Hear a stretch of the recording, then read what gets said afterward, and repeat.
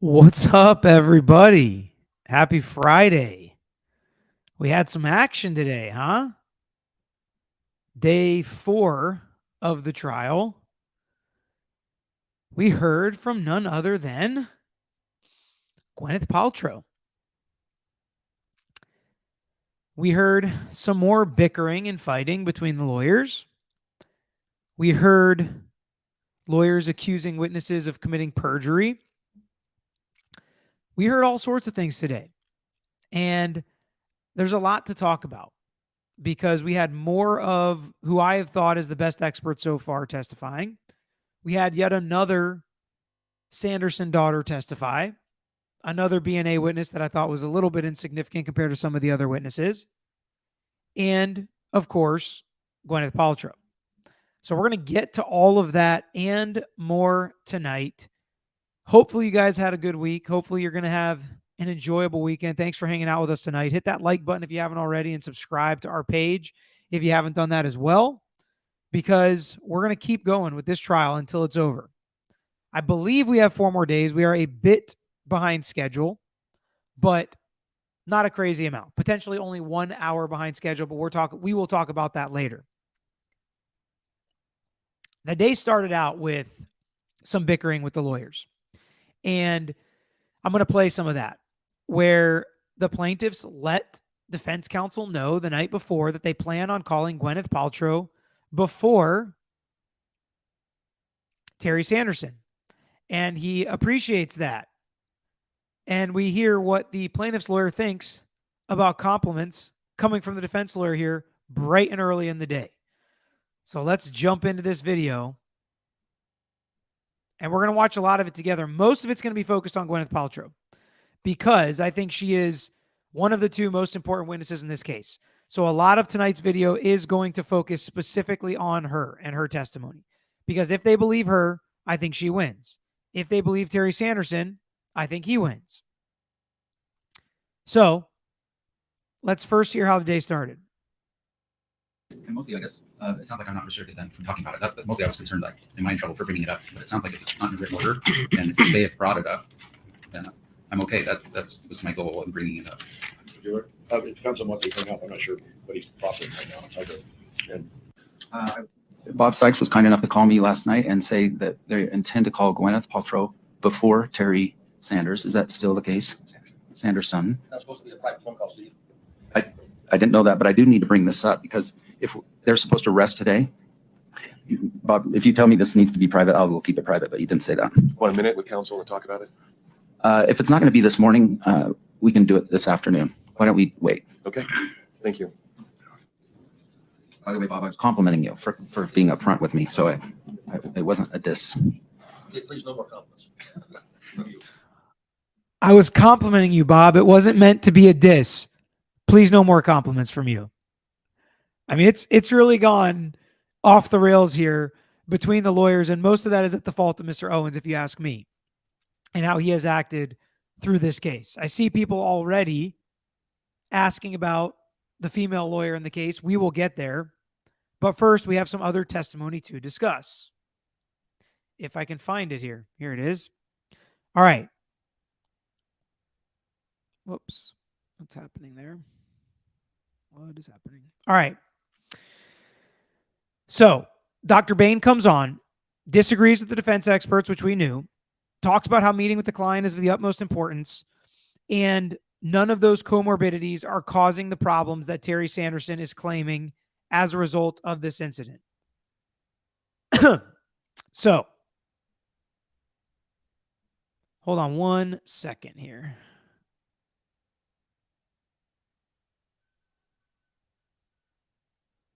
All right. So, we get to cross, and he talks about how he's been paid $4,000 already, $5,000 for his testimony today, how he's not a snow sport expert, which I thought was interesting. Yes, you could cut the snarkiness in the courtroom with a knife today, somebody said. He confirmed Christensen was not an eyewitness, which I thought was interesting. He said it would be important if one of them fell off of the ski lift or whatever, if there was some other traumatic event that happened, that would be important to his testimony. So we'll see if the defense lawyers and experts know something that this Dr. Boehm does not know. He didn't read Terry's letters to Deer Valley, how he described the claims to them. His ribs, and this is what I think is really important, his ribs were more indicative of the way the accident happened than the head injury, which could have happened a number of ways. And that is something that I kind of had thought throughout the process. And if I was the experts in this case or the plaintiff's attorneys in this case, and I was trying to describe how this accident happened and how the injuries could prove how this accident happened, I really think the ribs and the breaking of the ribs is a absolutely traumatic and acute injury is the best way to go. And that's really what he focused on. He also talked about how at first, would you be surprised if Sanderson thought he was at fault? And the doctor said, well, he was concussed, so he may have been confused. Then they talked about like whether it was hit from directly from behind or from behind kind of to the side and twisting motion. And I thought that was interesting how they was trying to split hairs with that. I didn't think any of that came across as overly important. Prior to the fall, he reported the fall when he was 10 years old. He did not report the fall after where he was unconscious for 45 minutes, but that really wouldn't have changed what Dr. Boehm said about how the accident happened. How the accident happened to him, in his opinion, I put this on Twitter, is the only possible way it could happen. Not a plausible way, not one of the possible ways, but the only possible way. And if a jury is believing your doctor, that is a home run. If the jury is skeptical, they may throw out everything he said. So that can really go either way. He talked about how he has some colleagues that he respects that do not meet with clients. Okay, fine. They leave in this. I always think it's interesting if it's purposeful when lawyers leave, because it is for us. Like, we'll cut out a lot of stuff. I'll try to cut out a lot of the dead stuff, or when we're talking about stuff that has nothing to do with the case, I try to cut that out of a video depot. They left in the whole discussion about James buying Sykes a Coke Slurpee, which I thought was hilarious. And I posted on Twitter that maybe that would help his cough, because that would be nice and we would all appreciate that. But I thought it was very interesting that he likes Coke Slurpees. I haven't heard about a Coke Slurpee in quite some time. So I think that that's always funny when stuff like that comes out in trials and you get to know the lawyers a little bit better on a more personal level. So then we get to, I think Hirth was his last name. He is Sanderson's son-in-law's brother. Okay. As confusing as that may be, which I think is always, interesting to hear these relations and how they connect to each other. So we hear from him. Terry's basically family. They ski together. Everything's good. He heard Paltrow hit him and then left the scene. Judge then at that point instructs the jury that this is not a hit and run case, that there is no claim for hit and run, and that has been dismissed and not something for the jury to consider. Mentally, he's definitely slower now. He's easily frustrated. Their relationship has suffered on cross. They talked about how they stayed together 4 to 5 days at a time when they met. He agrees that Terry had issue prior to the accident and doesn't know about some of the issues like his brain scans and other medical issues that he had prior to this accident. And it was a strange kind of back and forth about how he and Terry had a one-sided relationship. And I think it was Terry that felt that way about this friend. And that's why they backed off and don't talk to each other as much. That was kind of weird, but not overly. I don't think this witness was overly effective. I don't really think they even needed to call him, in my opinion. Then we get to Shay. I'll call her Sanderson, Terry's daughter. And a lot of this I felt was repetitive. You guys let me know in the chat. Who did you think did a better job, Shay or Polly? Because to me, I think Polly did a much better job. I think Polly came across less exaggerative, less hyperbole came from Polly. Shay, I felt like was going a bit overboard. I'm not sure if she was like trying to help her dad or what it was. I felt like she was going a little bit overboard on some of her descriptions. Everything was good about her dad. He is private. He's not a complainer. He only would call us in a good mood. They talked about the email. She said that the GoPro statement was more like there were so many people on the mountain that day that she figured somebody must have caught this on GoPro or caught this on camera or something like that. Not that there was actually a GoPro link. Some people also say that they think the defense has the GoPro video or access to the link, and it's going to be some smoking gun. I don't think that that's going to be the case, but it could. So then we talk about how the picture, and this is an example of hyperbole that I thought she gave. It's just a little exaggeration. She said, the picture of the person that I think helped Terry that day on the mountain was his angel who came to his rescue and saved him. He didn't almost die, okay? He wasn't like on the verge of dying. They didn't bay flight him to an emergency room. And I just think that that type of exaggeration is what could potentially get him into trouble, especially when we have later testimony on cross that she was very surprised he was asking for $3 million, and that seemed like too much money. More on that later. Crash affects his personality, his memory. You know, he's not as good as what he used to be. His practice, he was so organized when she worked there. And I thought on cross, I think it was Owens who did a good job saying, you worked at his practice like 30 years ago, right? A lot of repetition, a ton of repetition throughout her testimony, you know, about what was good with the dad and then what got worse after the accident. On cross, Owen starts out by saying, would you say everything was great with your dad before the crash and everything was bad and horrible about your dad after? And I thought that was a really good question because after listening to her direct, that's kind of what it felt like. That everything was fine and dandy and perfect before the crash, and now after the crash, everything's a problem. And I don't think the jury's going to buy that. He asks, and they like to put numbers on this stuff, and I don't find the comorbidity or most of his prior issues at all relevant, but that's what defense lawyers do. His 26 medical conditions can cause depression.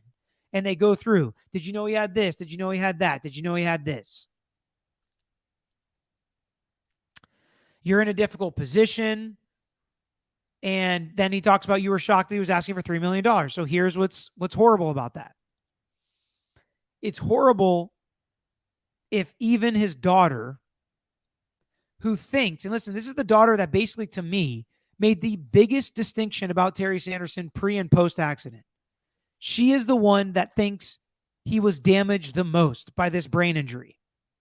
And this daughter, who thinks that the most tragic event that changed his life, still doesn't think $3 million is fair. She does not think this case is worth that much. So to me, if I'm a juror, I'm looking at it thinking, if she doesn't think this is worth $3 million, then I sure as heck don't think this is worth $3 million. And so I thought that was one of the biggest blows in this case, and I would hammer on that in closing if I was Paltrow's lawyers. Then he says things like, you realize I take no pleasure in finding defects in your dad. He testifies so much when he questions witnesses, and so many lawyers like to insert their own stuff in there. I would object to it every time. They get into Jenny's statements, egregious allegations of her dad punching someone in the face. Did you know he punched someone in the face about something about your mom's affair? Then he backs it off. Well, I shouldn't say in the face. I don't know that it was in the face. More backtracking coming later. Then he goes into all these questions about an affair. And we don't have any evidence that Terry Sanderson was in an affair, but he still asks, well, did your dad have an affair? I think those questions are gross, and I think that they are trying to assassinate Terry Sanderson's character. And then when Gwyneth Paltrow was on the stand, he did everything to fight about them talking about anything that could be considered character evidence, which I agree with. I don't think you should assassinate either party's character.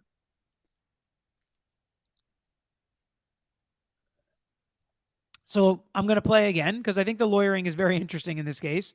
And I want to play again where he decides to yet again backtrack from the assault that he mentioned over and over again. And we've heard it with multiple witnesses that Terry punched a guy in the face. But is that really what was said by Jenny? Your dad? I am, yes. And were you on February 1, 2016, just weeks before this accident? I don't recall when we became friends on Facebook. were there times you weren't friends with your dad on Facebook? I just don't know. Writing to his daughters. Do you see that? He's talking to you. Yes. Position. And Perry and your dad. Could you bring that up? I think I have the wrong times. And maybe just do the first top half, James. Your dad recognized that he suffered from anger issues before this. All right, I missed it, but that's okay. We've got other clips in here. He ends up backtracking and saying, well, Jenny actually said assault. She didn't say punching him in the face. So once again, he's exaggerating testimony from a witness that is not going to come and take the stand. That is horrible. That is not what you call having candor with the court. That is, in my opinion, I would say a misrepresentation and a material one while you're talking about the plaintiff's character. I don't know why plaintiff's counsel doesn't object to that more. I have a major problem with how he has mischaracterized multiple things and then gone back and corrected himself on the record as if he's testifying. And again, you don't get to do that as a lawyer. You don't get to say, oh, for the record, let me read this deposition into the record because I've been saying it wrong the whole time. Here's actually what was said when he's sitting back at counsel table. I've got a big problem with that. Then they get into, and again, another part, just think about how many times I'm going to mention the words character assassination throughout this, but then how he got into a dispute with his business partner. How is that at all relevant to whether or not Gwyneth Paltrow skied into him and whether or not that accident caused damages? What does a business dispute have to do with anything? But on Twitter, where the truth comes out through some keyboard warriors and just some honest people that are listening to this case, and I want to hear what you guys think, did the term business dispute to you set off any red flags that he's litigious and likes to sue people that he doesn't agree with? They never said filed a lawsuit, but many people connected business dispute with filing suit or people fighting. He likes to fight with people. He's a jerk. I think that's horribly inappropriate and prejudicial evidence that I would object to. Then, of course, we had some more discussion about, are you okay? Did you ask him, are you okay? Isn't that what you start with? And did he say, yeah? As if that means he's not injured. Hey, how you doing? Good, how are you? Oh, you said you were good. We talked about that. And he absolutely brought that up. Then, some more character assassination. Isn't it true police were called on the second marriage? Police were called for what? Like that to me, that doesn't prove anything. Why is that relevant? That police were called. Are we going to say because he was violent or because he was angry? Not appropriate, in my opinion. He took risks while skiing. She disagreed with that. He would read a book in the car while driving 70 miles an hour. More character assassination, more propensity evidence. I don't understand how that's not propensity, but later on in the day, Gwyneth Paltrow bumping into stuff and being clumsy, that's propensity evidence, which I agree, that is propensity evidence. But so is this. But he let it all in. Then he says stuff like, he did this multiple times. He cut himself in the leg and there was blood everywhere. Okay. I don't know what that has to do. Then he took so much medication that he was an accidental overdose. How that's relevant again? I don't know. I get it, Jim. But did we hear that it was a fight? Did we hear it was a physical fight dealing with anger from Terry Sanderson? Or did we just hear that the police were called in the second marriage? And the fact that police were called is really not relevant in most situations. And it almost never comes in trial. Because police being called is not a reliable source of information. Are we going to hear testimony from the second wife that he was abusive or that he was angry? Because the police were called is the exact evidence that is not allowed to come in to prove that. Overdose, depression? Absolutely not. That's not what that proves. Nobody's even argued that. But he wants the jury to hear overdose so that some people, Beverly, may make that connection. That's why I think it's inappropriate. That's why I have a problem with it.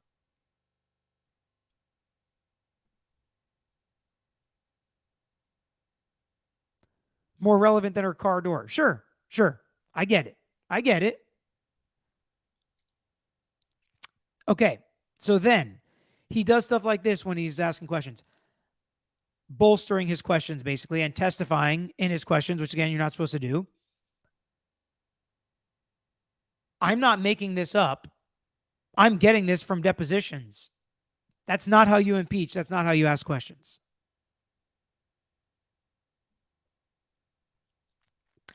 Dad was respected in the community until he had an affair. Didn't you say that? Yes. Man, a lot of you guys hate Terry Sanderson.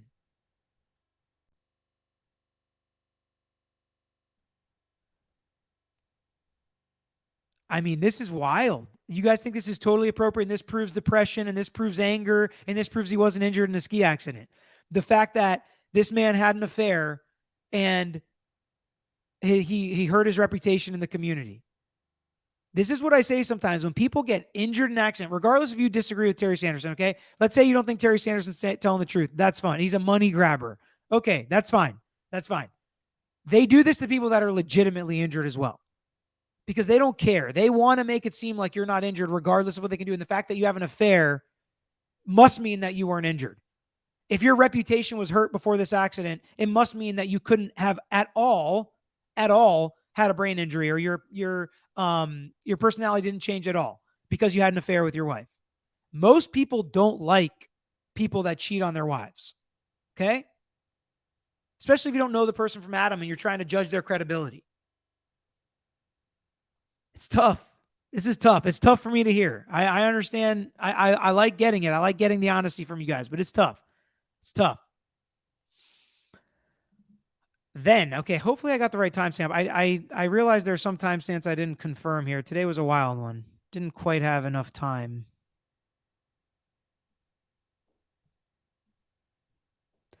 To talk about the changes in her deposition. I actually... Corrections to your deposition, did you not? I did. And you did not make that correction. All right, so let me set this up.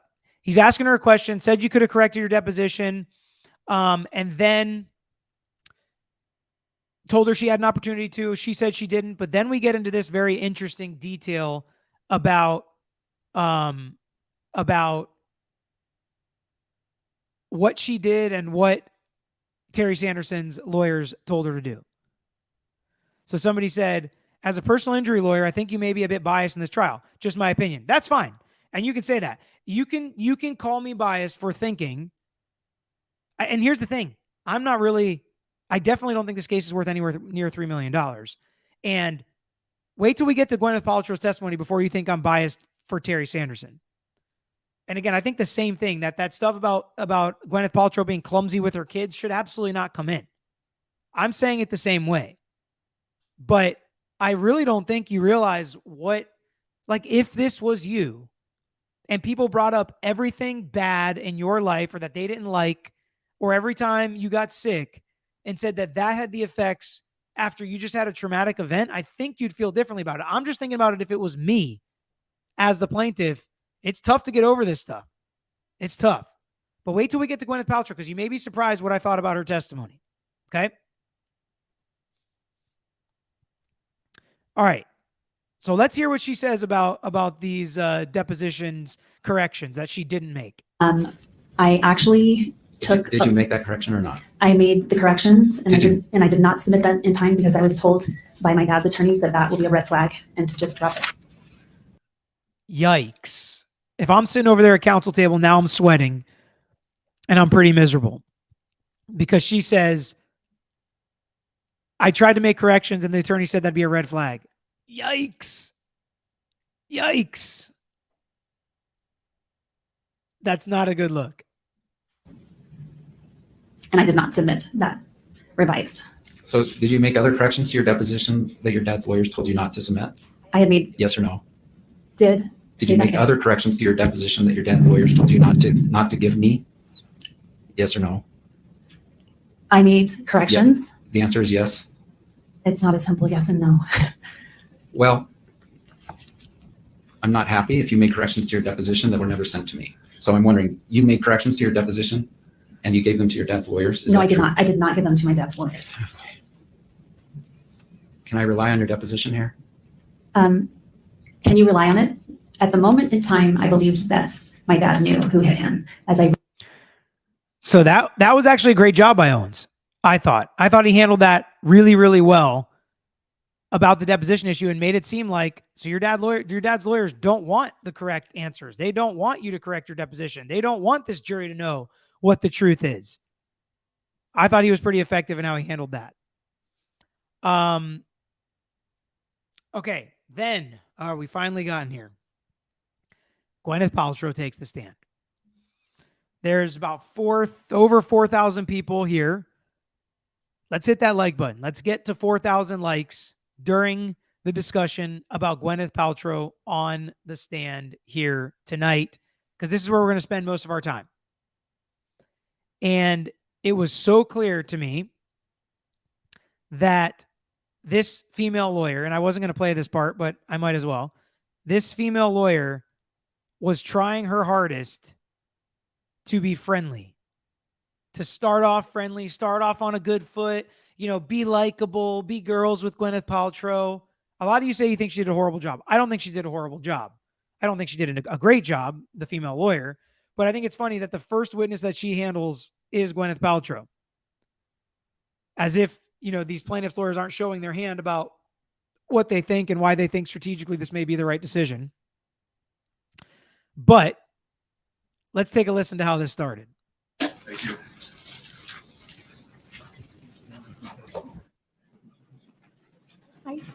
Do you swear that the testimony you are about to give in the case now? Put that there. Seems like evening, doesn't it? I've been inside all day. I have no idea. You and me both. Could you state your name and spell it for the record, please? Yes, my legal name is Gwyneth Kate Paltrow Falchuk. That's Gwyneth. Great. This is give background information, tell about yourself, etc. I have a feeling that everybody in the courtroom knows who you are. So we're not going to go through all the background. We're just going to kind of cut to the chase. Is that fair? Sounds fine. All right. I think everybody in the courtroom already knows who you are, so we're just going to cut to the chase, and we're not going to go through that background information. So we're going to start it off right here with Jay. Pete, was Gwyneth Paltrow lying or just giving an Academy Award-winning performance? Those seem like the same things, right? If she was giving a performance, doesn't that mean she was lying? I can't believe they got the link to work. Team Paltrow. Did they get the link to work? Did I miss that? Did they put what was in the link? I must have missed it if they put what was in the link, because I didn't see any GoPro video that showed Terry running into Gwyneth Paltrow, but I could be wrong. I could have missed it because today was a wild one. So I don't, and we're going to save it. We're going to kind of talk about this question, this overarching question throughout, but I think those mean the same thing. If she's giving a performance, that means she's lying. We're going to jump ahead a couple minutes to when they start discussing the rules of skiing and whether or not she knows the rules of skiing. Name and information, contact information. So because I was hit by Mr. Sanderson and he was With all of that information since the time, right? indeed. Okay. So let's talk about those things. Did you know the rules at the time of the collision that if you're in a collision with someone, you need to give your name and information, contact information? So because I was hit by Mr. Sanderson and he was at Alt, I assumed that Eric, who was our ski instructor who was there at the time, who was overseeing the event, he said, I'm going to leave all of your information. And he said, you should go ski down because my kids were waiting for me. And I appreciate that, but my question was, did you know of the rule of skiing if you are in a collision that you need to share that information? Your Honor, this is irrelevant. It's not part of the negligence claim. Overruled. Overruled. Go ahead. Can you repeat the question? Absolutely. At the time of the collision, were you aware of the rule that if you're in a collision, you need to share your name, your contact information with the person that you're involved in a collision with? I don't think I was aware of the rule. Okay. Were you aware? So again, she's not aware of the rule. I think that looks good on her right there. Fran V, I did want to mention this. Not that I thought Terry Sanderson was creepy, but our boy Terry Sanderson, the plaintiff who brought this case, finally enters the courtroom for Gwyneth Paltrow to take the stand. People have asked me, have I had clients not be in court? I think I've had clients miss very small portions, but I can't remember a client missing a whole witness or, I can't actually remember a client missing a portion of a trial, but I feel like there had to have been some time where maybe they missed an hour here or had to do something or missed part of a day. But I can't actually think of a single time where we've had a client not show up for court. And he shows up to watch the cross of Gwyneth, or the direct of Gwyneth Paltrow. He doesn't take criticism well. She's literally, that's supposed to be the reason that he hasn't been in court. She is literally going to take the stand and look you in the face and say, you lied. You are a liar. What you are saying under oath in court in this complaint for the last 7 years is a lie. It is wrong. You hit me. I didn't hit you. That's criticism to the nth degree, if you ask me. This has shades of, I don't want to compare, I'm not going to use any names, but of criminal defendants who want to switch in and be their own lawyer to cross-examine their victim. This absolutely has shades of that. It is not a good look for Terry Sanderson to finally show up for Gwyneth Paltrow to take the stand. It also shows to me that he is obsessed with this case, and this is something that is somewhat consuming to him. I did not think this was a good look one bit for Terry Sanderson to show up at this point. They get into the fact that lessons were expensive, which I thought was weird. Total bill was $8,000. I think we saw it later. It was $9,000. Okay, she's rich. We get it. She's rich. Okay, is that what you're trying to tell the jury, that she's rich? She doesn't live the same life as the jurors? They already know that. Hammering that makes it look like you're going after a celebrity for a money grab. Plus tips. I'm sure you're a good tipper. Like, those kind of weird, cringy compliments to me were not great from this lawyer. She tries to get into her risky behavior with her children, which again was weird. She had so much testimony. We heard how tall this lawyer was. We heard that she has kids. We heard that her kids are going to give her crap for acting stuff out. We heard that she's shrinking. We heard so many things about this lawyer, about how she's not old enough to be Gwyneth Paltrow's mom, how her kids are the same age as Gwyneth Paltrow's. It was just too much. It was too much trying to relate with Gwyneth Paltrow, in my opinion. All right. Then we talk a little bit about, and this is where I did think they got some points against Gwyneth Paltrow. Overall, I'll just let the cat out of the bag. I think Gwyneth Paltrow did a good job. Was it a home run? No, I don't think it was a home run. I don't think she came off incredibly likable, like Johnny Depp, for instance, who was incredibly likable when he testified. But did she come off like Amber Heard? Did she lose the case for herself? Absolutely not. I think she told a very plausible and credible and consistent story of exactly what she remembers happening. I thought it was amazingly juxtapositioned between Terry Sanderson not remembering anything, and Ramon and the issues he may have had remembering with, being colorblind and far away, versus Gwyneth Paltrow saying, I was there, I was alert, I knew it was going up around behind me, and here's exactly what happened when he came up behind me. That was incredibly important. So while I don't think she hit a home run and absolutely won the case, and there's no way that she can lose because we still haven't heard from Terry Sanderson, but now all the pressure is on him. He has to hit a home run, because if he just does exactly as well as she does, he's not going to win this case.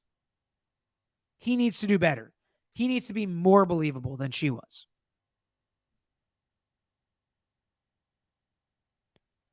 All right. So let's get into some of how she explains it happened.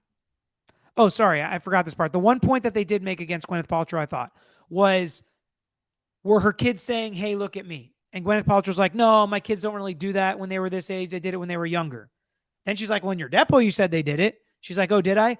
Carrie Oakes, who may or may not be called, we found out later this in today's, at the end of the day, when we got the witness lineup. And Terry Oakes said, yes, Moses, I think, was doing that throughout the day. And then when Gwyneth Paltrow heard Carrie Oakes' testimony, she changed her testimony in her deposition. And the kids actually were doing that. And Gwyneth Paltrow said something like, I can watch my kids skiing, who was up and behind her at the same time as somebody was running into me. That was the best I thought the plaintiff did, picking apart some of her testimony. All right. Let me see if I can find the right. I think it was around 651. Just going to kind of ask you a couple questions. So let me know if anything I say is not acting noise behind you. Yes. Okay. And you felt like a rush of air. Yeah, Sudden, here it is. you heard a so strange here rustling. is Gwyneth Paltrow, in her own words, through this direct examination what happened that day. Noise behind you. Yes. And you felt like a rush of air in a strange way. Yes. And two skis slid in between my skis. That's correct. And all of a sudden, there was a body from the whole front of a body pressing into my back. That's right. Like, we'll talk about this in a minute. And there was a man behind me pressing into me. How did you know it was a man? Because he was making some strange noises that sounded male, and he was large. So I assumed it was a male. Okay, he was large. I felt all my back Okay. pressing. So that's interesting because we heard very early on that Gwyneth Paltrow is 5'10". I didn't know that. And later we're going to see when, again, this lawyer who is inappropriately testifying that she's 5'5", and she goes and stands next to Terry Sanderson with her 4-inch heels, which Gwyneth Paltrow said they're nice heels. And they're basically the same height. So Gwyneth Paltrow, it's plausible to me that she's actually bigger or very similarly sized, at least taller than Terry Sanderson, which was a curveball I didn't expect. And many of you when we did the intro to the case and tried to figure out what this case was about, is like, really, Gwyneth Paltrow really hurt some big guy? You know, she's not very big. How could she break his ribs and give him a concussion? Maybe they're more similarly sized than we think. Okay. All right. There was a man pressing behind me, pressing into me. I was extremely upset. Well, I was confused at first, and I didn't know exactly what was happening. It's a very strange thing to happen on a ski slope. And then I agree. I froze, and I would So say I saw some people saying this. I have to go back and re-listen to it. I don't know that Jenny's coming, or if they meant they're reading Jenny's deposition in as a witness next week. So sometimes things happen quickly and people really jump to conclusions, just like that 300,000, that 3 million. We can talk about that again at the end of the video if you guys want to, but I'm not so positive Jenny's coming next week, but maybe it's been confirmed and I just haven't seen it. I have not been on Twitter and stuff like that all day today. very upset a couple seconds later. Okay. Let me just continue on here. I just wanted to make sure that I got this all right. I didn't know if it was an intentional assault of a sexual nature. Right. Okay. Was he grinding and thrusting or something, or just the noises? What made you think it was a sexual assault? So that was a quick thought that went through my head when I was trying to reconcile what was happening. I was skiing and two skis came between my skis, forcing my legs apart. And then there was a body pressing against me and there was a very strange grunting noise. So my brain was trying to make sense of what was happening. I thought, is this a practical joke? Is someone like doing something perverted? This is really, really strange. My mind was going very, very quickly and I was trying to ascertain what was happening. Okay. I think So some people got really bent out of shape when she talked about the SA or the perverted nature of what could have been happening behind her. I think she fairly described it as, it's something that popped in my head. Somebody's literally coming up directly square in behind me, putting their skis between mine. I don't think she's way off base. And I don't think she took it too far. I think she's like, it absolutely was not. Later, she was asked about it. No. I don't think he did that. I don't think it was intentional. Nothing like that. So I don't think it was that big of a deal personally. And I think she made it make sense as she explained it. you said, I didn't know if it was an accident, but he was groaning and grunting in a very disturbing way. Yes, there was a sort of groan coming out of his mouth. Okay. Then you said, I froze. Yes. We kept skiing. Right. We went to the right. Yes, We came crashing down together. that's right. Okay. You said this man was behind me on the mountain. My knee and our skis were still sort of tangled up. Mm-hmm. Is that yes? Yes, sorry. Our bodies were almost spooning. Did you hear again, Owens, I believe it was Owens from his table say, yes, this is not a deposition, sir. I may even turn to him and say that or ask the judge, like, Judge, can he stop like correcting the record and saying yes and piping in when he is not the one asking questions? I would be really frustrated with him. But again, the only way to deal with a person like this in trial is overly kind, overly polite. Say something like, I'm sorry, Miss Paltrow. Your Honor, if you could instruct Mr. Owens just to wait till it's his turn to question her. He doesn't need to jump in and give her the answer of yes while she's answering questions. Something like that. Very calm, very polite. But you cannot just let that go or he will run with it as he's doing in this case. And I moved away quickly. Yes. And my knees splayed open and I was completely in shock. Yes. Okay.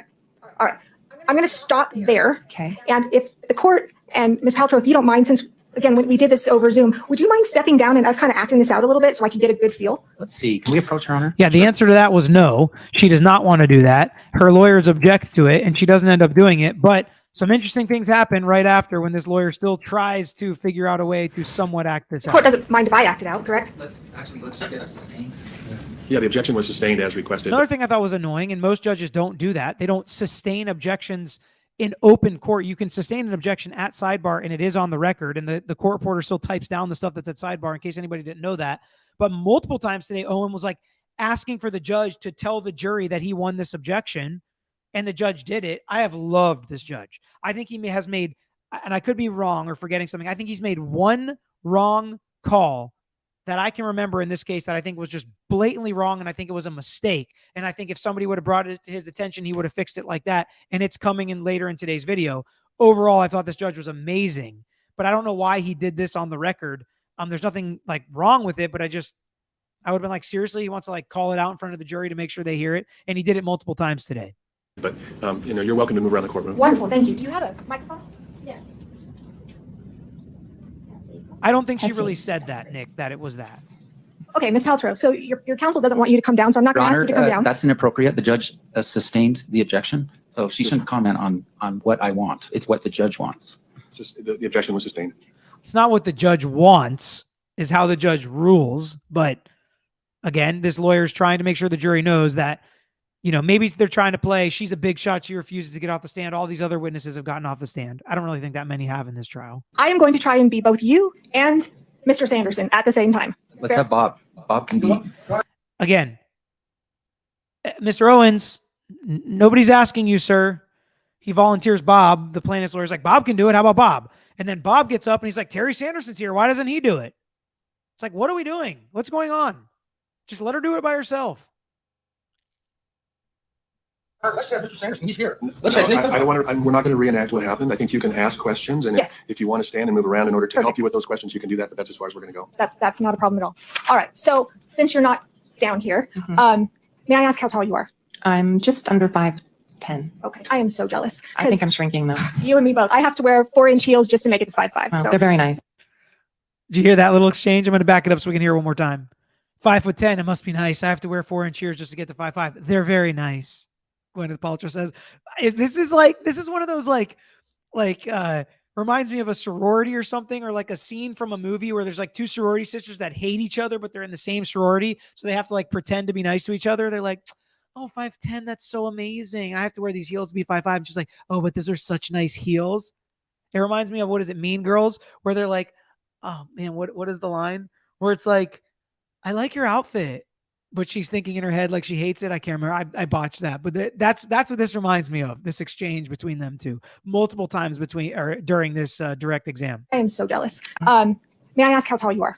I'm just under 5'10". Okay, I am so jealous. I think 'cause I'm shrinking though. you and me both. I have to wear 4-inch heels just to make it to 5'5". Well, So they're very nice. well, thank you. So all right. So as of right now, I'm can't. Gwyneth Paltrow. Okay. Okay. I'm skiing down. Can you tell me with my legs? I don't know. Again, I'm not much of a skier. Are you snow plowing? Are you parallel? Kind of orient my legs first of all. Sorry. I can do this. I can do this. Not snow plowing, just Okay. skis. All right. It's hard for me to see where you're standing. May she come down just to see? You can. Is that okay? You can see better. You can walk further forward, Ms. Van Oh, Dyke. sure. Great. No problem. All right. So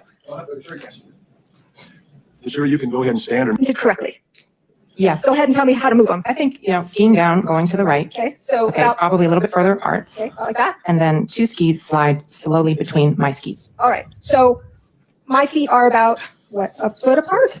Would you say 18 inches? Probably. Okay. And you believe that 2 skis slid right between. That is correct. Okay. And so all of a sudden you see these 2 skis coming in between your Yes. legs. I would have freaked out too. And I did. Okay. So the skis are coming. How It's hilarious, right? You want to know? It's like real recognize real. You know that statement. When you do something, it's so much easier for you to recognize when somebody else does it. And Owens is on top of this female lawyer. Gosh, I really need to learn her name and not call her the female lawyer. Can somebody tell me what her name was? I'm just going to say the lawyer at this point.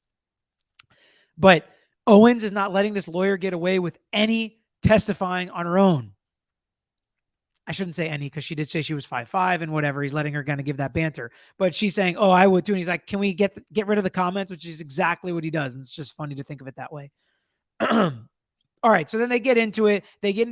I thought Paltrow again, which was really smart. I'm not saying she's lying, but it makes sense, I should say. Or I'm not going to say it makes sense the way she described it, that he comes in from behind, skis go between her, hits her, and then she does fall on top of him.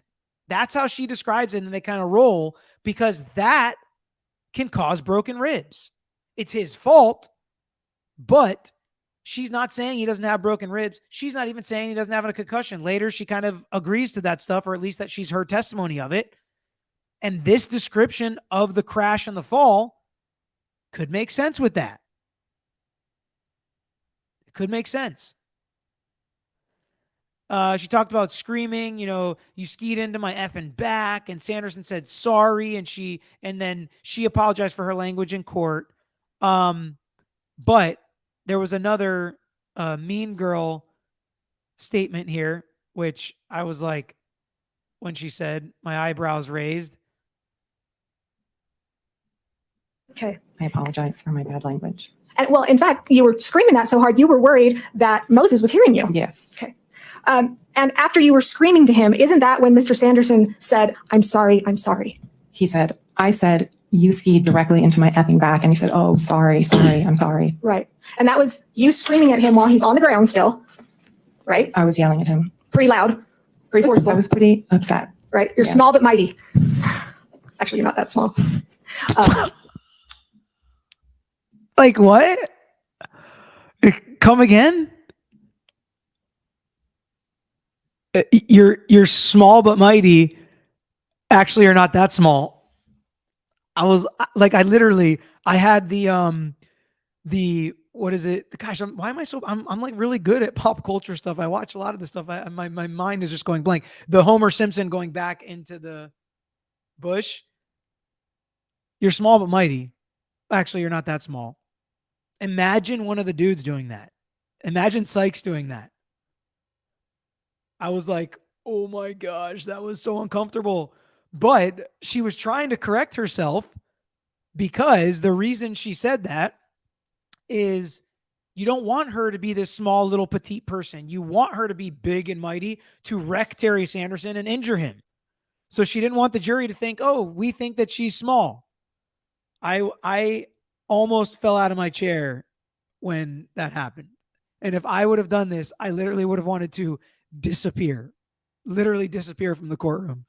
Imagine, I just couldn't imagine YouTube and Twitter if most of you guys didn't even notice it. And I think that's part of the strategy in setting up certain lawyers with certain witnesses. And then she talked about how, people usually handle things for you, and you thought Eric handled things, and you thought Eric was going to handle this for you, and you're a big shot celebrity. And Gwyneth Paltrow tries to explain it as if she's one of us. She's like, in the business we have agents and we have these people, and then later we hear about Gigi, the babysitter, who comes on their trip with them while they get individual ski lessons for each one of their kids. And it's just like, I'm like, okay, you're not one of us, but like, whatever. So what? People handle problems for you. Big deal. Big deal.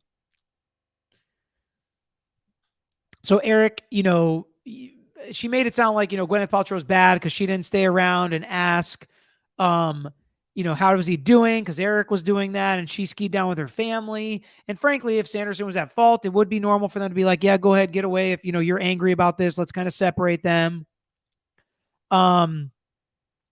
Then again, they talked about, did she know about broken ribs and all that stuff? And then again, Owen steps up for clarification and says, well, Judge, I want her to tell about when she finds out about this stuff. No, sir. No, that is not what you do. You can do that on cross-examination. When you're talking to the witness, you can say, did you know about the broken ribs and the concussion beforehand, or did you find out during this trial? The plaintiff's lawyer asked it completely appropriately, and Gwyneth Paltrow didn't clarify. She said, yes, I hear that he has broken ribs and he has a concussion. So I thought that was, a bit of an improper objection and clarification by Owens. And then we heard, so she thinks that Mr. Ramon got it wrong. His testimony was totally wrong. She agrees Eric didn't see the collision, but she thought Mr. Ramon was too far away. He's colorblind, and he kept changing his story. I don't know why you give her the opportunity to do that if you're the plaintiff's lawyer. I would never have asked that question. And then she's like, you're 5'10", he's 5'5". You really think he was going to confuse the two? And she's like, yeah. While we're skiing and he's 40 feet away, absolutely.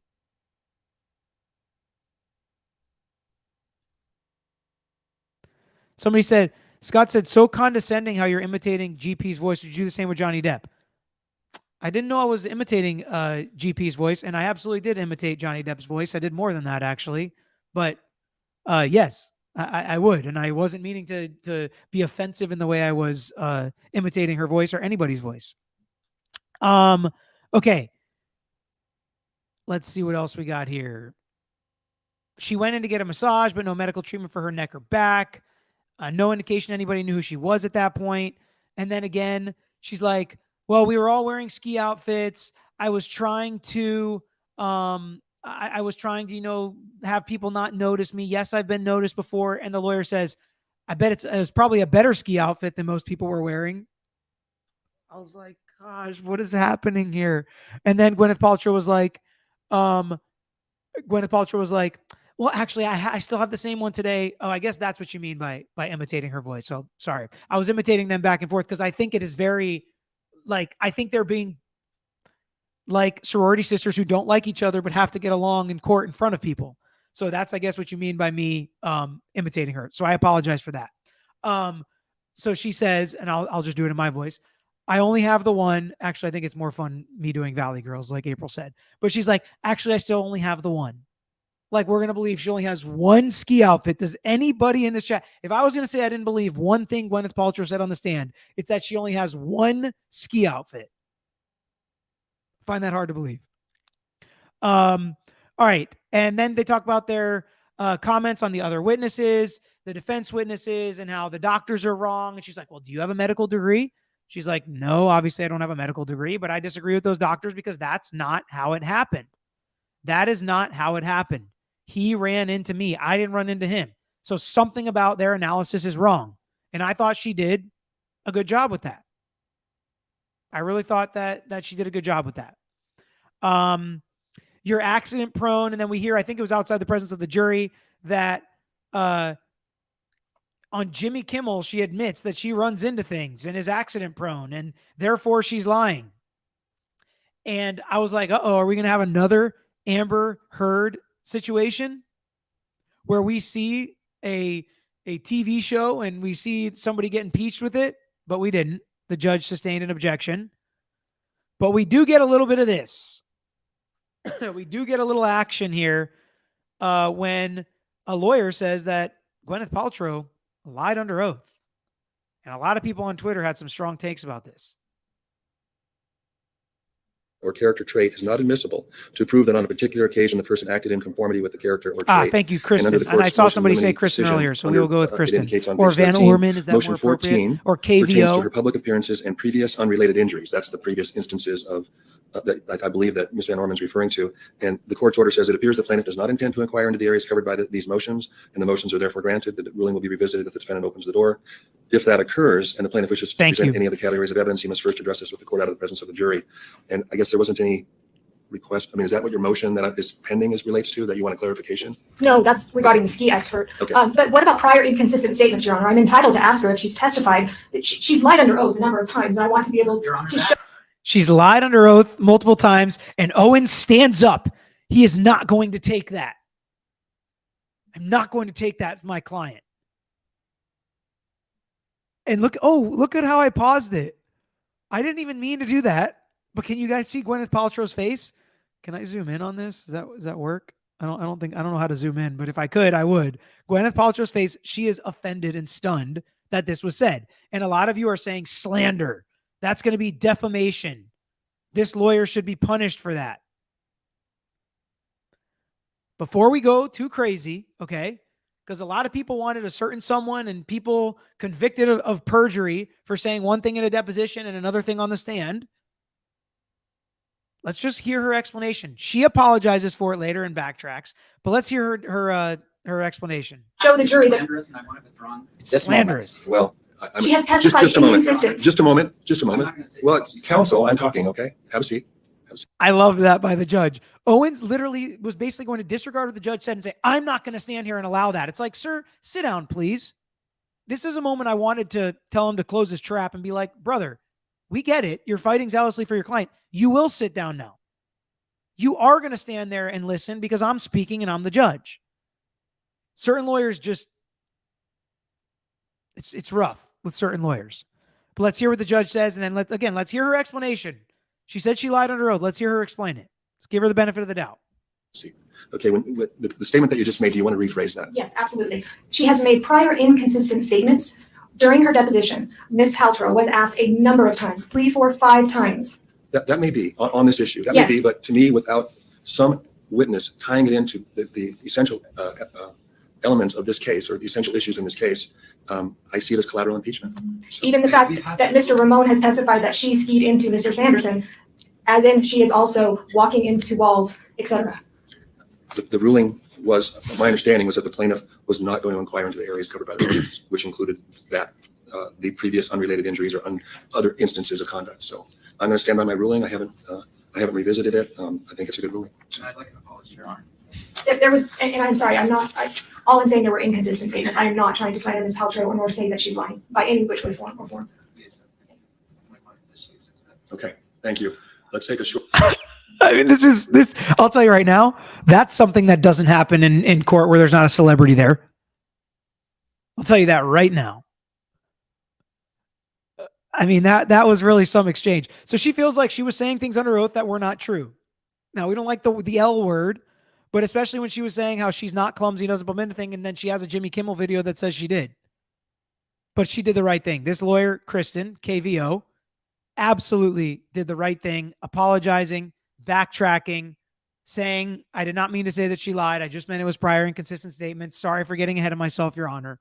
Absolute right thing. Always be gracious, always be cordial, always be apologetic if you've done something that, you didn't mean to do here to say that about Ms. Paltrow, and she did the right thing. I thought that was a great response there. Where some people are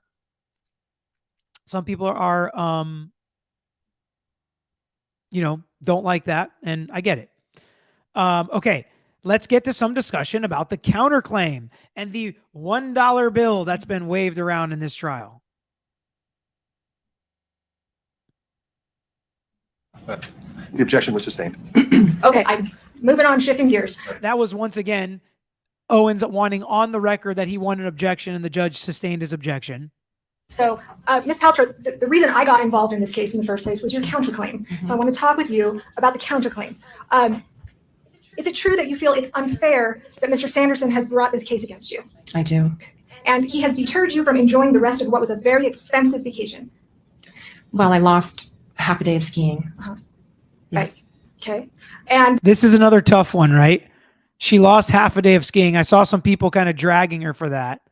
And I will say, because she is the counterclaim plaintiff, she has something to prove, and she's only asking for $1. But in order to get that dollar, she's got to show that she's entitled to some compensatory damages. And the easiest way to do that is I paid for 8 hours and I only got 4 hours. So he cost me the second 4 hours. That's more than $1. Give me my $1. But a lot of people had some side eye when it came to, oh, poor Gwyneth Paltrow, she lost half a day of skiing. And you know what? But I got to be honest. If Terry Sanderson's at fault, she's right. She did have monetary damages for missing that half day of skiing, and that's easily provable. And again, if she wasn't a celebrity, if she wasn't somebody everybody's like, oh, she's so rich, who cares? That would mean a much bigger difference. Like if you paid $8,000 and you lost half of that and you lost $4,000 on vacation, that's a big deal. It's a big deal.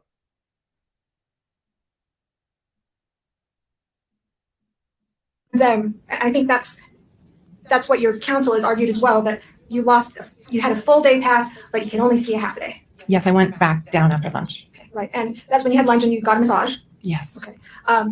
Didn't get your knee checked out, didn't have any kind of medical attention. No, it didn't feel acute in any way. It felt just like I had overstretched my knee and I had sustained a blow, but it didn't feel like it needed medical attention. Okay. And you're bringing this claim for $1. I am. Okay. In fact, your counsel, did you still have that dollar bill? I'll let you use your own. Mary Claire, I mean, How are you going to miss this stuff? Dollar bills being waved in the air. And he said, you can use your own dollar bill. It's like, what is happening in trial today? Today was a day, man. It was a very interesting day. It was a spicy day. In fact, your counsel, did you still have that dollar bill? I'll let you use your own. I'm not even respond to that. I mean, literally, they're just like cracking jokes. And then Sykes gets up and he's going to pull his dollar bill out of his back pocket. I mean, this is just going off the rails. I also notice, and I'm sure many of you do, they go by first names almost exclusively with the lawyers. Some judges don't allow that. This judge does. I think it's cool. It doesn't bother me. They all know each other. Why pretend like we don't? I don't need it. Sure. Yeah, I don't need it. You saw Mr. Owens wave that $1 around, right? I did. Okay. $1 in symbolic damages. Is that accurate? It's an actual dollar that I'm asking for. Okay. But you also testified when I asked you questions in your deposition Yes. that $1 is symbolic. Do you remember me asking you It's about symbolic because the damages would actually be more. that? Okay. But remember me asking you, is it symbolic? And you said, yes, it is. Yes. Okay. And I asked you as well, you learned about that through Taylor Swift because she asked for $1 in symbolic damages, right? And I think I said at that point I had not been familiar with it, but I since am. Now you are. But at the time, a couple of years ago in 2020, you didn't know anything about Taylor Swift's $1 symbolic damage lawsuit Just relevance, Your Honor. Counsel? because I asked her about it at the time. I agree. I don't see how this is at all relevant, but the judge allows it. And she denied it. Correct. Can you answer the Just question? relevance. I was not aware at the time. Are you good friends with Taylor Swift? No, Relevance. Overruled? You're not good friends with Taylor Swift. I would not say we're good friends. We are friendly. I've taken my kids to one of her concerts before, but we don't talk very often. You've never given Miss Swift personal, intimate gifts for Christmas. Your Honor. Look at her smirk. I mean, just look at her. She's like, my guess is it was some candles, but we don't need to go into that. Relevance or I Sustained would as like to a relevance? bench trial. Well, she just said that she wasn't friends with her, so I'm I don't see how this is inquiring on relevant. that. Ask her about Oprah. I mean, Ask her about Oprah. Sustained. Please move on. Ask her about Oprah. And so I like the judge. He gives some leeway, but then he's like, listen, all right, that's enough. No more about Taylor Swift. Let's move on. But I thought this was a good point.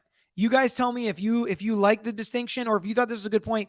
And while she said she's only asking for $1, she may actually be asking for a lot more, even though it's not from this jury. You're telling the jury that you are here asking for $1. I am. That's not totally accurate, though, is it?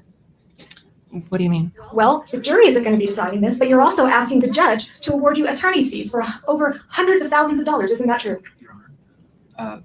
The judge has made a ruling on this issue that it will be a separate event. Sustained as to relevance. The relevance is, Your Honor, that they have If you want to argue the relevance, we should do it up here. absolutely. We're going to skip this bench conference until we get to it. I thought it was a good point. It's not true, Ms. Paltrow, that you're just asking. Objections overruled. So the objection's overruled. And I think it's a good point. The judge let him talk about it, that they're trying to make it seem like, oh, she's not asking for anything more for Terry Sanderson, when in reality, she is going to ask for more than that. It's interesting.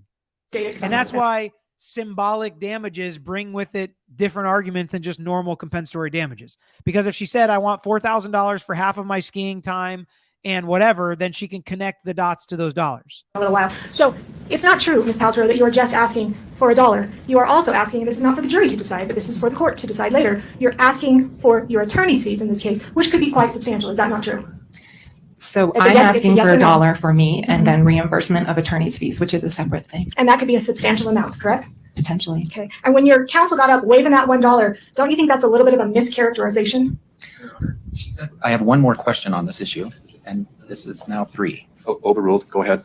Don't you think that that's $1? That's a mischaracterization, isn't it? I took it as I would receive that $1, which is all I am asking for. Ms. Paltrow, isn't it true that you've misrepresented a number of things today to this jury? Absolutely not. No other questions. Mr. Owens? That's one of those like questions you finish with like, I've never done that in my life. Isn't it true you lied to this jury or misrepresented or whatever? She's like, why? What do you think they're going to say to that? You know, I think that's a waste of a question. I would have tried to end on a better point than that. But that is what she did. So Keg, he came in, but they're not done talking about his issues. The plaintiff's lawyer asked Gwyneth Paltrow if she knew about some of his issues, some of his medical issues. So I'm not buying that, you know, the criticism of him was over when Gwyneth Paltrow started testifying. She criticized him worse than anybody. He was lying. He came up and hit me and was making these grunting noises coming up behind me. But, all right. So we've been kind of tough on his name is Steve or Stephen Owens. Okay. We've been kind of tough on him. He is not my favorite kind of lawyer, I'll just say. And he would not take any offense to that because I'm probably not his favorite kind of lawyer. He's a plaintiff's lawyer, civil defense lawyer. But I will tell you, the best thing I think he's done in this trial in its entirety is the cross-examination of Gwyneth Paltrow. So we're about to watch that together. And I think this is going to be the highlight of the trial for Stephen Owens in my mind. So let's watch it. Let's watch him do a good job. I think he does a good job. You're intending to be here every minute. Sorry. You've been here. Questions. And he starts out with a banger, an absolute banger, as Terry Sanderson is now sitting in the courtroom. Owens?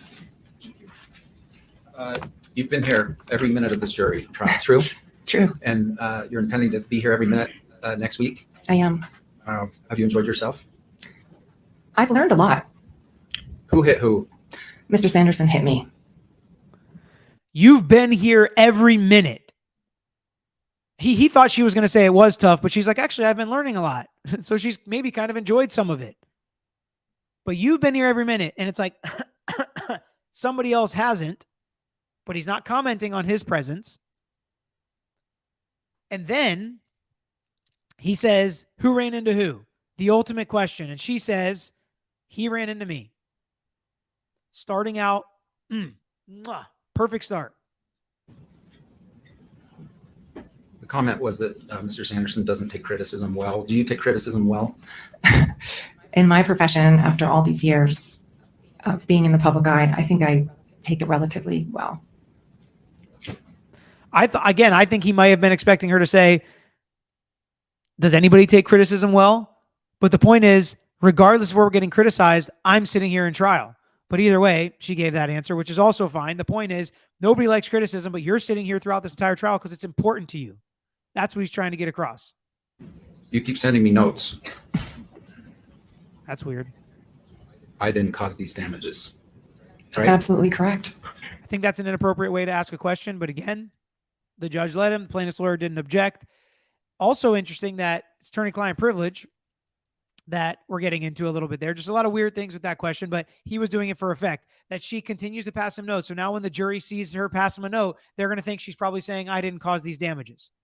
But again, it was a little gripping, and I think it had a good effect. I'm just thinking like robot brain, legally speaking, but effectually, I think it was good. Do you feel some empathy for Mr. Sanderson and his declining brain?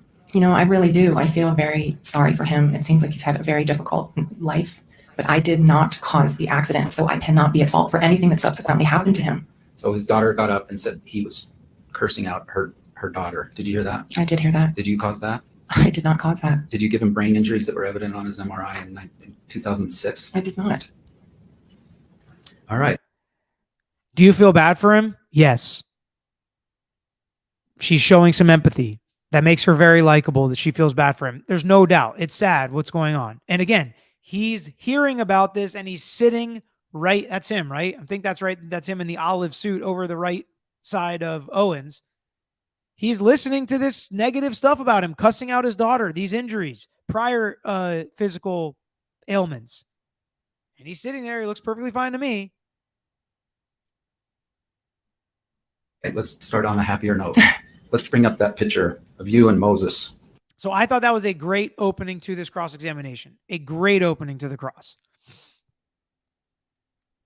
Then they get into, her family, why she likes skiing, coming up with her dad, how it's a blended family, and this was a really important trip. He said, who's the Coldplay guy? She's like, that's my ex. Were you distracted? No. Was there anyone in front of you? No. Then he brings up a text that she sent about what happened and about that she wasn't going to continue skiing. There was no objection, and it was entered into evidence.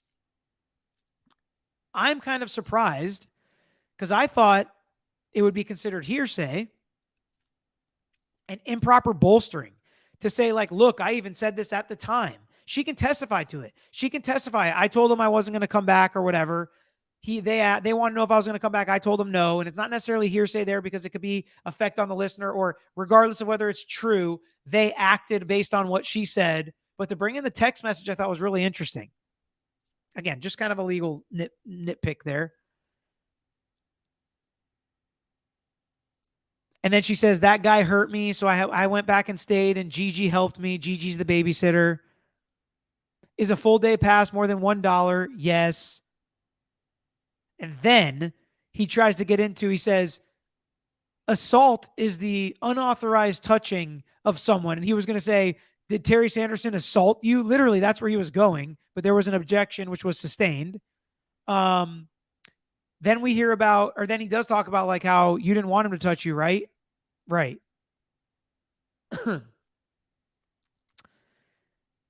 She saw Sanderson on the ground. He was not unconscious.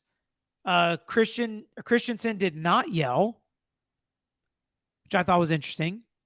This was not a cover-up, and it was objected and sustained because it wasn't relevant because that cause of action's gone. Did you stick around a while after the collision? I did. A while, kind of vague, but whatever.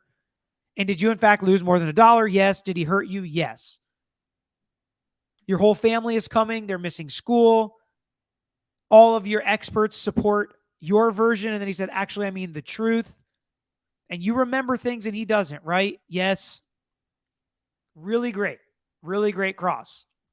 Now, let's get to, I try to be fair, okay? I try to be fair.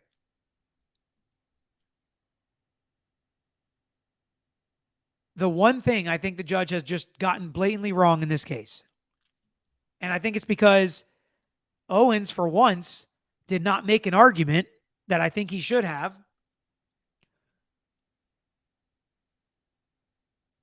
So here's what I think the judge got wrong.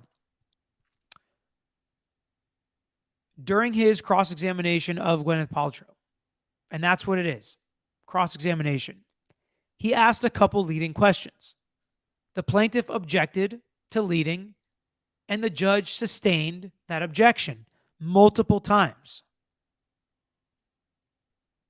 Unless there was some other agreement I don't know about, he is absolutely 100% allowed to ask leading questions to his own client during the plaintiff's case in chief because they made the decision to call her as their witness.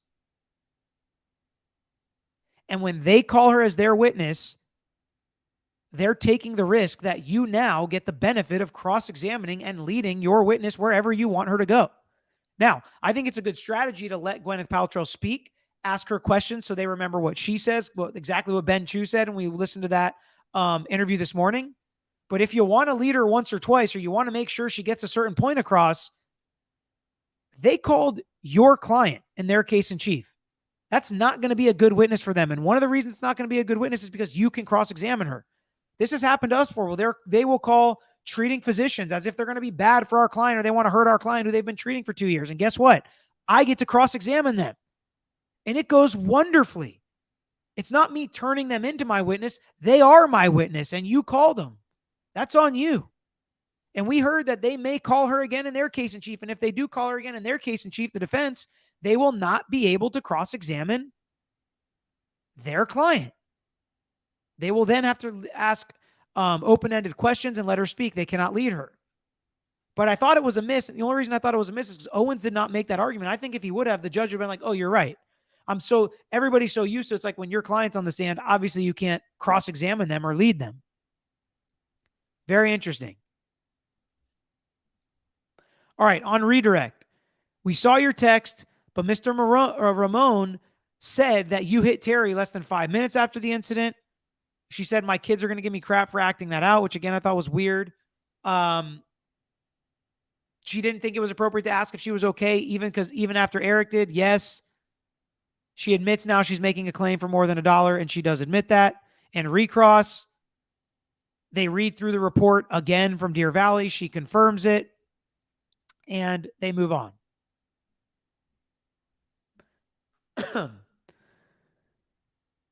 They may call her again in their case in chief, and there's a question about that, so I'm going to wait to get there.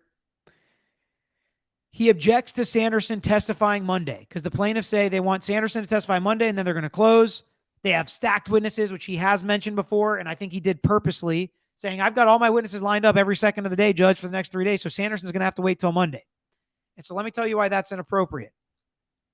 It's totally inappropriate to force the plaintiff to go out of order on Thursday as opposed to having him go on Monday morning for a couple reasons. And somebody asked this, so I could save it for there, but I'm gonna answer it now. The plaintiff has the burden of proof. If they don't want to call their witnesses out of order, they're allowed to object to that. Usually in a pretrial conference, we will agree or disagree on that. So that'll be something we'll talk about beforehand, taking witnesses out of order. Usually we only agree to do that with experts, because sometimes the defense will have a surgeon. It's like, hey, I'm doing surgeries on Thursdays. I can only come on Tuesday, and we'll fit them in to accommodate. But usually not with our clients or with lay witnesses. If we want to call them a certain way, we have the burden of proof as the plaintiff, so we can do that.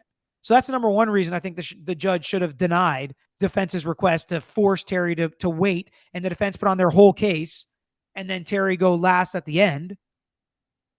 And secondly, the defense is at least partially the cause of this trial taking longer than it should have. And the plaintiffs say they will commit that Terry Sanderson's direct examination will be 1 hour. So we are literally talking about 1 extra hour. They are only 1 hour behind where they thought they were going to be on this case. And for those of us that have experienced trials in real life, and for all of you who have experienced watching trials, that's pretty dang good. To only be behind 1 hour from what your plan was. Think about Murdoch. I mean, we're all scarred from that. But that happens a lot in trials where they get delayed. The judge, as he usually has done throughout this trial, makes the right call and says, no, you don't have to cross Terry Sanderson. If the schedule of your witnesses are so important, don't cross Terry Sanderson. And guess what? Let me give you a little tip. If you want to even not cross Terry Sanderson and then call him in your case in chief, boom, we just solved the problem, and you can wait till Thursday to call him in your case in chief, and then you can ask your questions then. But I'm not going to mess up the plaintiff's case. They have not done a bad job or delayed this thing on purpose. They have not been unorganized. They have not done anything that they deserve some kind of reprimand or hurt their case because they're 1 hour behind schedule. Loved it. Loved it. I think the judge has been amazing. Judge has been my favorite part of the trial so far. Okay. So that is it for today's clips. We're just a little over an hour. I am going to take a few minutes and answer some questions. And Amanda Ridings apparently says, never did a super chat before, just discovered it will cost me about $500 to say all my thoughts. Well, Amanda, hopefully not. Hopefully not. Hopefully we can get as many thoughts out, and hopefully some other people are asking some of the same questions you have, so that we can get as many of your thoughts and questions answered here in the next 10 or 15 minutes, because I'm going to answer as many questions as I can. Anonymous Lucy, welcome to the membership crew. Jennifer Tucker, why do they not always subpoena witnesses? Why make it an option to come testify? Too many flakes. Well, this is a great question, Jennifer, and here's the answer. If a witness tells you they do not want to come testify, and you subpoena them and force them to, this is a civil case. Neither side has the power of the law or the government on their side. So if you come call a witness to testify for your client and they don't want to come and you force them to come, that can go bad. I've seen it go bad. I think we've seen a trial where a witness showed up in an orange jumpsuit because they had to actually go and get them and force them to show up in court. It can go bad for you to force people to show up that don't want to. So that's usually why. And if you have some witnesses that are under your control, you don't need to subpoena them. Tiffany, question, if they have a time limit, how can they go over time? And are they reporting how much time each side has left? It does not seem like they have a time limit. The vast majority of real trials, mock trials all have time limits. The vast majority of real trials, I know a lot of us watched that Johnny Depp trial where they were keeping time religiously, do not have time limits most of the time. Usually we say, Judge, we're going to try to finish it in about 4 days. But again, there's cross-examination, there's sidebars, there's objections, there's two sides to this. So you can't just hold it on the plaintiff unless they are purposely delaying it.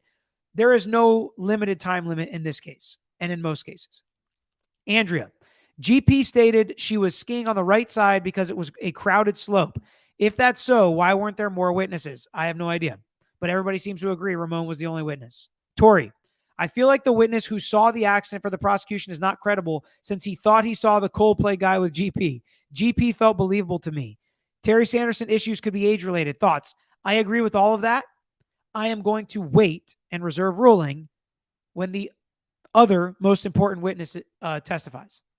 I will probably be pretty close to making up my mind after Terry Sanderson testifies. And I will tell you, as I sit right now, it will be extremely hard for him to convince me this is a $3 million case. But he still could convince me by the greater weight of the evidence that she did cause him some damage. I absolutely think the crash caused broken ribs and a concussion. No doubt about it. And it's going to be hard for me to put a value on it because I don't know what the actual medical bills are. I wonder if we will hear that.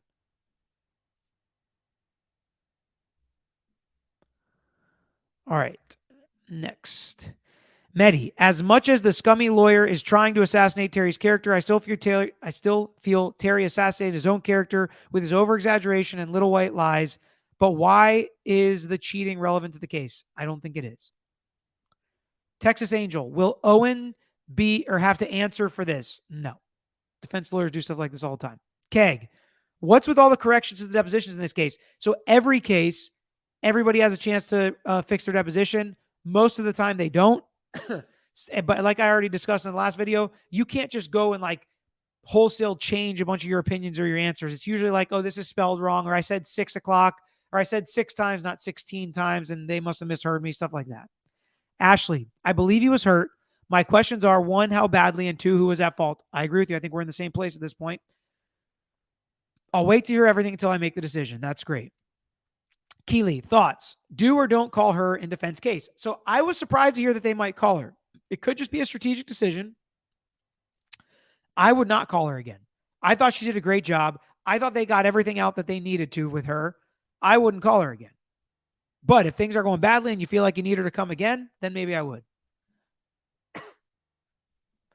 Emily, Biz, I don't think you're biased or your opinion in this case or any other case we have discussed have anything to do with you being a defense attorney or a plaintiff's personal injury lawyer. Your knowledge of the law is appreciated. Thank you, Emily. I appreciate that. I do my best to stay unbiased. And again, I think definition of bias is important. Once you start to believe one person's side and you're with them and you're going to vote for them and you're going to say, I think it's worth $3 million, you're not biased. They have convinced you. That is the point of the trial. Biased is, I'm a plaintiff's lawyer, so I don't believe anything defendants say. I don't believe a word Gwyneth Paltrow said. She is lying because everybody that files a claim must be telling the truth. That would be biased, in my opinion. And I don't feel that way at all. I think she actually did a pretty good job today. John, I believe her witnesses and experts will be a huge game changer next week. Thoughts? I don't. I do not think they will be a huge game changer. I think we already know what they're going to say. We've seen the reports. We've heard him read from everybody's testimony. I am just waiting to hear Terry Sanderson. I'll hear everybody out, of course, and I could have my mind changed. I would just be surprised if anybody could change my mind with Terry Sanderson at this point or convince me. Be kind.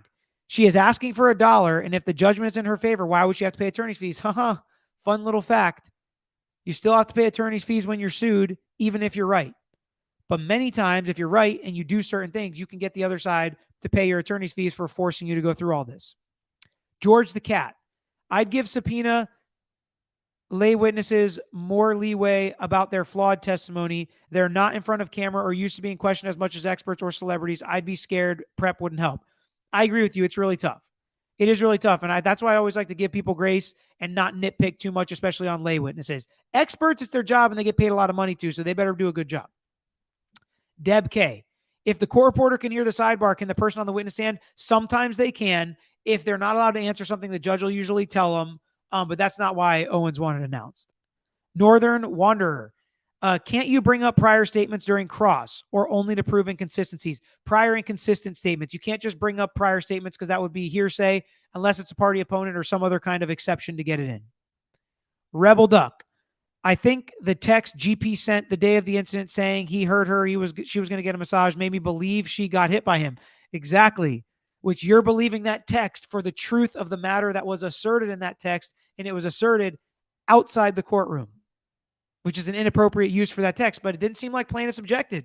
So it came in, and you're allowed to use it for that, Rebel Duck. That's why I would have objected, so that it couldn't have been used for that reason. Her Brave Lily, thank you so much.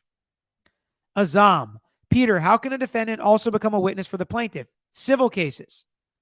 And we almost always will call defendants, especially if liability is an issue, right? If they have waived, a lot of times, a lot of our trials, they say, we accept liability. We accept that we're at fault. We just don't think you should get as much of the money that you're asking for. We don't think the damages are as severe as you're saying. Similar to this case, they don't think it's worth $3 million. They don't think she did anything wrong, but also if she did, they don't think the damages are correct either. So if that's the case, then you don't usually call the defendant. But if we're arguing about liability, we'll call the defendant a lot. They are a witness to see what happened. And we'll see if the jury believes them when we question them. It's all part of the process. Jim, this trial appears to be more like a Saturday Night Live skit than a serious legal proceeding at times.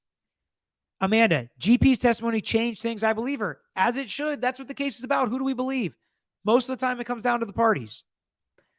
Carrie, I didn't get a notification for this, so I'll have to be on the rewatch crew. Just want to say hi, or sorry, just want to say thanks, Peter. I always appreciate your perspective. Hit like. Yes, we are 6,000 people in the chat now, so hit that like button. Let's get it to 6,000 likes. Jill R., who knew this case would get the group so fired up? Love it. GP is consistent and not too wordy. I like this. I like this discussion. It's nice. It's good to have passionate discussion here. Jacqueline, do you think that Sarah watched Polly testify, and why didn't they ask her how she knew about the evidence that was already put in? I felt the same way. I was like, it seems like she has seen some of this trial. I think she was kind of asked about some of it, and she said no, so they didn't push. But that was interesting. That's funny that you picked up on that. So did I. Brooklyn, burden of proof changed / affected by the countersuit? No. Each lawsuit is to be determined by the greater weight of the evidence. Happy birthday to Azam's niece, Nur. Happy birthday, Nur. Azam, off topic. Peter, could you please wish a happy birthday to my niece, Nur? She turns 4 today. That's such a great age. March 25th. Happy birthday, Nur. Oh, I miss when my kids were 4. They were so cute. They're still cute. They're just bigger now, you know. Mara Chandler. Anyone else find both attorneys annoying and childlike? I will just tell you, Mara, I think you're onto something. Most people were complaining about both lawyers today. I thought Owens actually did a pretty good job on cross myself. And I didn't think the lawyer that did the direct, Kristen, I didn't think she was horrible. I just thought it's like, it's tough. And she tried way too hard to play, like buddy with her and then slam her at certain points. Brooklyn Basement, please advise on how I can become an expert witness. Go to school on a very specific topic and then sell your services to lawyers. Lawyers pay so much money for every service that they use. It's insane. So many lawyers actually stop being a lawyer and go into like some business that lawyers pay and hire on cases because it can be so lucrative to be a expert witness or in some kind of game that is used in the process. Tori, how can TS help himself if he can't remember? It's a good question, but I think if he becomes or if he is believable and he remembers like getting hit from behind or something, but you're right, it's going to be tough. I'm going to reserve ruling until he actually testifies though. Class Act Beauty. Peter, I'm back. Well, I never left. It's nice to have a different type of trial to chat about. I agree. I love it. I love to have some medical testimony, some medical experts, some biomechanical experts, a civil case asking for money damages. Nobody died. There was no SA. There was no, children involved. Like, it's nice. It's nice to talk about this and have it to be a little less heavy than so many of the cases we talk about. Lily Grindelwald, thank you for the super sticker. And Cat Yarb, been putting off this question because it didn't go great. Going from playing golf once a week to playing golf once a month is really, really not fun and a really bad idea. But unfortunately, that's where your boy's at. So it's not fun to not be able to hit. And I still hit some good shots. It's just not as consistent. That's the problem. Golf's all about consistency. I don't care how far I hit it. I want to be consistent. I want to be down the middle. And it was tough. It was tough today. I think we ended up getting second in the tournament, our team, but we could have done much better. We left a lot out there. Leanne, as a skier for over 25 years, I cannot fathom how he could have put his skis between hers. That's a good point. I do think that's hard. I